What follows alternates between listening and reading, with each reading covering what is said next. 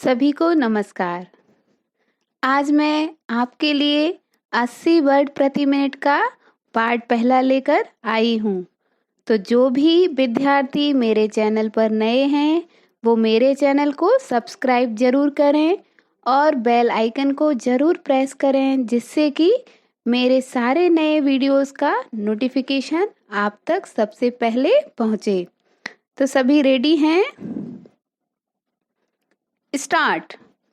यह दावा करने वाले लोग ही आज ताकतवर हैं जो यह कहते हैं कि धर्म पूरी तरह देवत्व की खोज है, चाहे वह वेद के जरिए हो, कुरान के जरिए या बाइबल के जरिए, और इससे परे कोई धर्म नहीं है। ऐसे लोगों के मुताबिक धर्म देवत्व के दायरे में ही है। इस तरह की धारणा मानवीय प्रगति में बाधक है। धर्म का उदय एक वैज्ञानिक तथ्य है।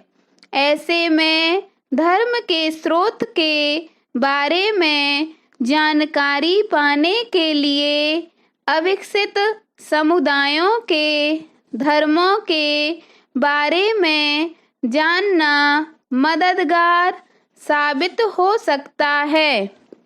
जिस तरह वैज्ञानिकों के मुताबिक हर प्रगति का कारण विज्ञान है, ठीक उसी तरह धर्म भी इस प्रगति का कारण है। जिस दिन यूरोपीय विज्ञान और उद्योग भारत के निष्काम कर्म के सिद्धांत से एकमेव होंगे, उसी दिन मनुष्य ईश्वर बन जाएगा। तब शायद विज्ञान और उद्योग भी बिना किसी इच्छा के काम करेंगे। धर्म ही सभी सिद्धांतों का प्राकृतिक न्याय है, जो ब्रह्मांड की सभी चीजों को बांधे और जोड़े रखता है। धर्म ही प्रसन्नता की अनुभूति का एकमात्र साधन है। पैरा। कभी हमारे देश में यह शिक्षा दी जाती थी कि धर्म ईश्वरीय और शाश्वत है और आत्म सुख की खोज करना अनैतिक है। यह भी कि मनुष्य का जीवन दूसरों के लिए है, कि ईश्वर का अस्तित्व है और वह सृष्टि का रचयिता, पालन करता और संहार करता है। यह भी कि दोषों के लिए दंड मिलता है, जबकि गुणों के लिए पुरस्कृत किया जाता है। मानव जाति की गरिमा इसी में है कि हम अपने लिए नहीं बल्कि दूसरों के लिए जिएं।